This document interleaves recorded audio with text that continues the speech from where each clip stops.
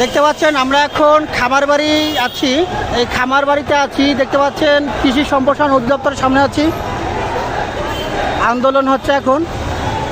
বিষয়টি হলো সকাল 7টা অর্থাৎ ভোরবেলা এসে এই অফিস খোলার আগে কৃষি ডিপ্লোমা যারা পড়ে তারা হাজারখানিক ছাত্রছাত্রী এসে এই ওয়াল টপকায়ে গেট খোলার আগে ওয়াল টপকায়ে এই অফিসের ভিতর অবস্থান নিয়ে তারা স্লোগান দেয় এবং পরবর্তীতে অফিস টাইম শুরু হওয়ার সময় আপনার যে সময় অফিসের কর্মচারী কর্মকর্তারা প্রবেশ করবে তাদেরকে প্রবেশ করতে দেওয়া হয় না, ভিতরে আন্দোলন চলছে এবং পরবর্তীতে তাদেরকে কাউন্টার দেওয়ার জন্য আপনারা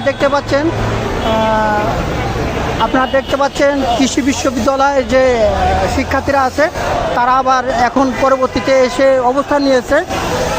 এক গ্রুপ ভিতরে আর গ্রুপ এই যে বাইরে দেখতে পাচ্ছেন এরা কৃষিবিদ, এরাও অবস্থান নিয়েছে বাইরে, আর একটা গ্রুপ অবস্থান নিয়েছে ভিতরে।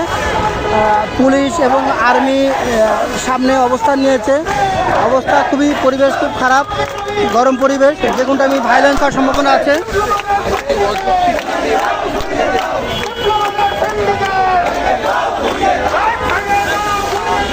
দেখতে পাচ্ছেন এখন ভায়োলেন্স হওয়ার সম্ভাবনা আছে। দুই গ্রুপ উত্তেজনা পরিবেশ তৈরি হয়েছে অলরেডি ভিতরে।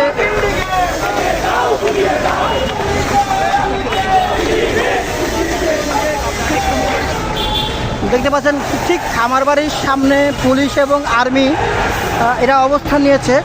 আপনারা দেখতে পাচ্ছেন ভায়োলেন্স হওয়ার সম্ভাবনা খুবই বেশি, কারণ ভিতরে আপনার খামার বাড়ির ভিতরে গেট তালা দিয়ে ভিতরে প্রায় 1000 ছাত্রছাত্রী যারা কৃষি ডিপ্লোমা করতেছে এরা অবস্থান নিয়েছে এবং অফিস টোটালি অফিস বন্ধ। অফিসের ভিতরে কোনোভাবেই কর্মচারী কর্মকর্তারা প্রবেশ করতে পারছে না।